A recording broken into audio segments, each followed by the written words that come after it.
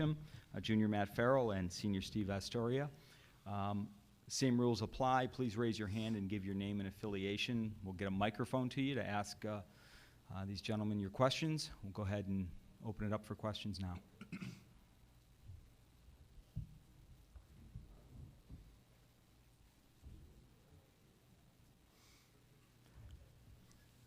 Go ahead, Dana, and then we'll come over here. Dana O'Neill with ESPN.com. If I could trouble all of you guys, actually, you know, every year this team gets here, and every year everyone seems a little surprised. I think Coach Bray flies way under the radar as a coach of prominence. Why do you think that is, and what do you think he does for this program? VJ, why don't you start us and work our way down? I think it starts off with the fact that a lot of people think of Notre Dame as a football school. And then, you know, secondly, playing in ACC, you hear a lot about other coaches in ACC, but, you know, what Coach Bray has done, not only the last few years, but, you know, without his entire time at the University of Notre Dame, you know, he's been probably the most successful coach as far as in the state of Indiana by far. And, you know, just a lot of the things that he's done really fly under the radar because of we were in the Big East and then now, you know, being in the ACC. Yeah, you know, I think it speaks volume of the culture that he's been able to build at Notre Dame and the guys that he's been able to recruit and guys that we've had in the past. I think he's done an incredible job just getting wins and then playing well in big games. He's just a very fun guy to play for. You know, he creates a good environment for us, and we just have a lot of fun playing for him. Yeah, I agree with both what they said, and, you know, Coach does a great job of getting guys who buy into what he's teaching. You know, we always have seniors and juniors playing a lot of minutes, and, you know, us three have been fortunate enough to play behind, you know, really good players and learn from them. And, yeah, I think, you know, Coach Bray's done an unbelievable job and one of the best coaches in the country, and I think, you know, maybe, you know, we just got to continue to keep winning, and, you know, he'll get some of that credit. We have a question right here in the center. This is for anyone on Tom Martin with WIVB here in Buffalo. Obviously, Princeton's on your mind now, but just looking ahead, I know having the defending champs staring down at you on the other side, just any extra excitement of the possibility of getting to face them early on in this? I think right now, I mean, obviously, you know, we know the way this tournament works. Our focus is on Princeton. You know, you really don't want to look past that. You know, they're a really good team, and we're going to have to play really well for 40 minutes on both ends of the floor to move on.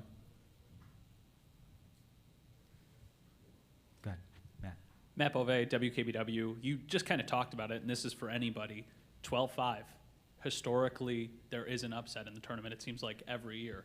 How do you make sure that you're not on the wrong side of that upset and you don't move forward or you look ahead, like Tom just asked?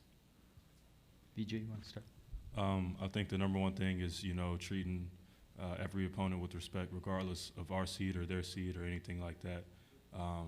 You know, I think a lot of people were talking about our seed on Sunday when it came out as far as the 12-5 matchup. But behind closed doors, you know, we aren't worried about that at all. We just want to go out there and try to play our game regardless of who we're playing against, when it is and wherever it is. So.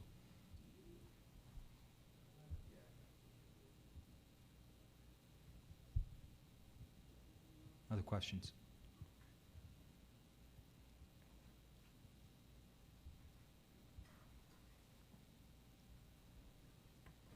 Right behind, 2 rows back.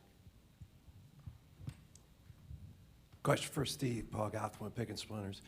You mentioned the whole idea of ACC and how it's so strong. You guys have that 4-game losing streak there in the middle. How do you keep things in perspective when you're playing in such a tough conference like that? Yeah, I think I mentioned before we have a lot of older guys who have been through a long conference season, and, you know, playing in the ACC, you're gonna face some adversity.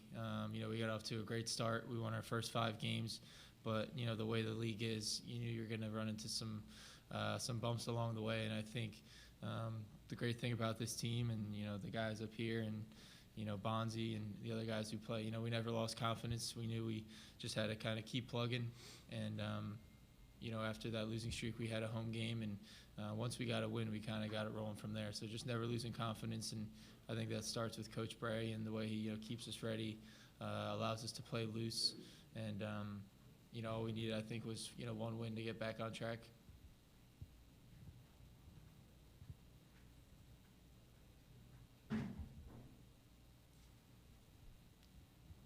Any other questions for our Notre Dame student athletes before we move them on? All right, not seeing any. Guys, good luck tomorrow. The early tip-off, 12:15. Appreciate your time and good luck tomorrow. Thank you. We'll have Coach Bray up here at 1:05.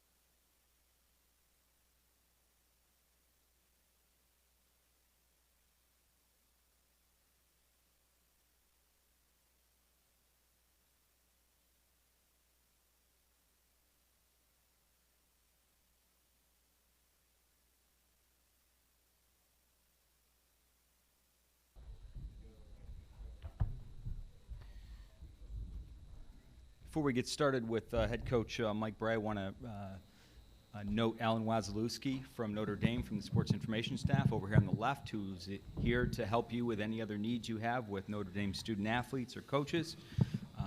Coach Bray, welcome to Buffalo.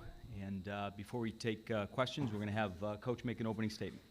Well, I love Lake Effect because I live in Lake Effect in South Bend. So this is no different than a January game, January night in South Bend, Indiana. But it never gets old. It's thrilled to be part of the tournament, and I think we got some rest since playing the night shift in Brooklyn, and excited to play a very good Princeton team tomorrow. Open it up to questions for Coach Bray. Please raise your hand, and we'll get a microphone to you. We're going to start in the back. Tim Priester, Irish Illustrated. Mike, could you just give us a brief recap of where Bonzi is with Bonzi Colson with the injury? Yeah, he's much better, Tim. You know, we had some swelling on Saturday and Sunday and Monday, I should say, and it's come down a lot. He's made great progress, doing a little bit more every day, and you know, I think by noon tomorrow, he's one of those guys. He's such a warrior that you tape him, you give him a couple Advil, and cut him loose. What's your greatest concern or concerns with Princeton? Well, they're so efficient offensively. I think the three-point line is your major concern. You know, 45% of their shots are from the arc, and they're really efficient, can really shoot it from out there, chasing people off the arc. Now, that's something we've been pretty good at this year, taking away the arc and getting out. I think we're third or fourth in the ACC in three-point field goal percentage defense. But I think that's a key, and then keeping them off the foul line. Let's go to Mark down here. Yeah, Coach, I mean, I've seen some, two questions on Matt Farrell. People have compared his demeanor to Bobby Hurley's demeanor. Just could you speak to that? And secondly, I read where Hurley called you during the recruiting process.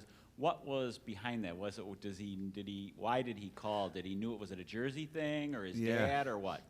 Well, the demeanor and the edge are the same. You know, it's that I-95 New Jersey edge that both of them have. They actually obviously know Bobby well, recruited him.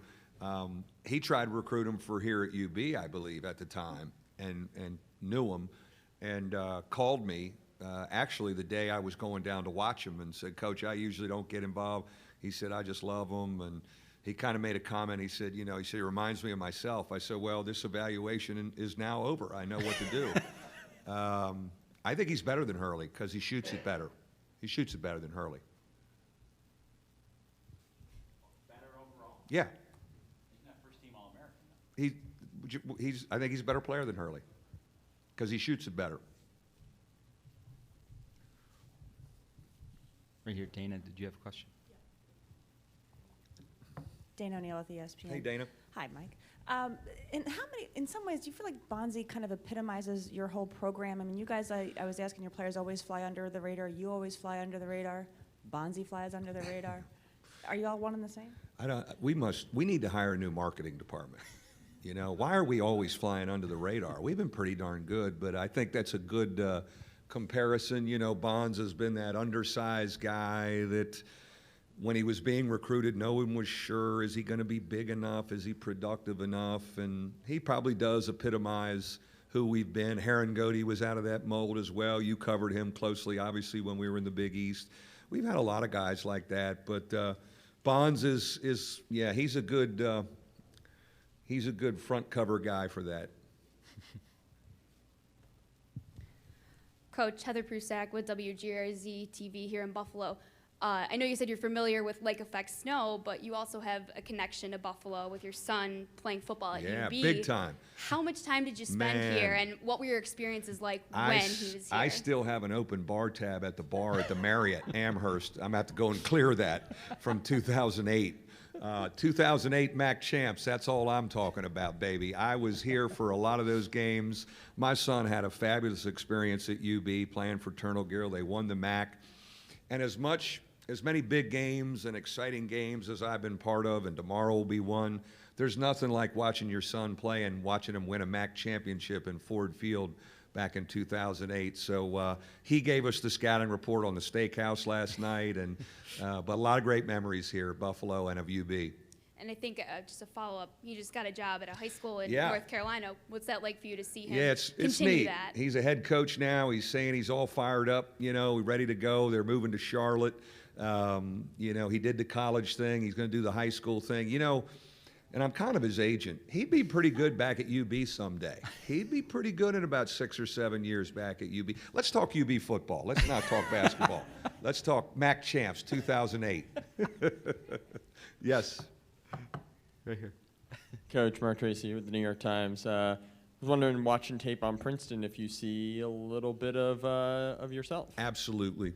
Absolutely. The one thing I said to our guys right after the selection show, I said, it's like guarding ourselves every day. They don't turn it over, we don't turn it over. They don't miss free throws, we don't miss free throws. They can shoot it from the arc, and they know how to play and know who they are.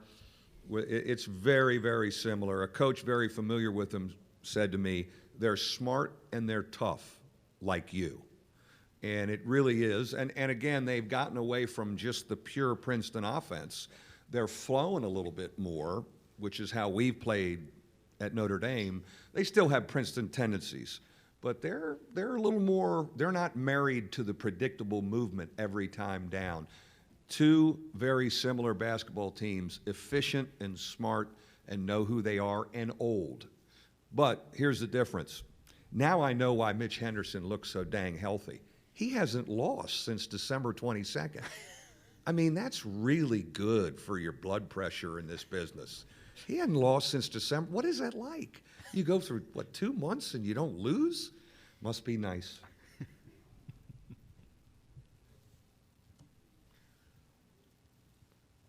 Go ahead, Mark.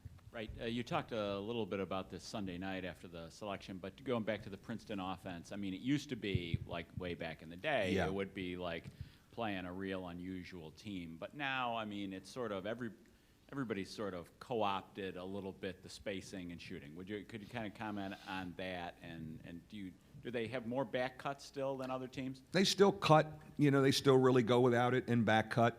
I think the tendencies are all there. That's drilled into you in the Princeton stuff. And these kids ran pure Princeton as young guys. I think it's really interesting and brilliant what Mitch has done to get away from it, just, that structure every possession, and open the floor up a little bit and play. And that's kind of how we build our program. If you recruit high basketball IQ guys, you can give them some freedom to play. And I think Mitch has done a fabulous job. I also think he's one of the bright young coaches in our profession. He's really gifted.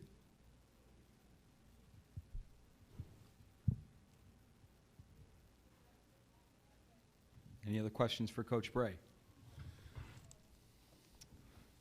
If not, Coach, good luck tomorrow. Who are we? Remember that cheer? UB. I remember that cheer, baby.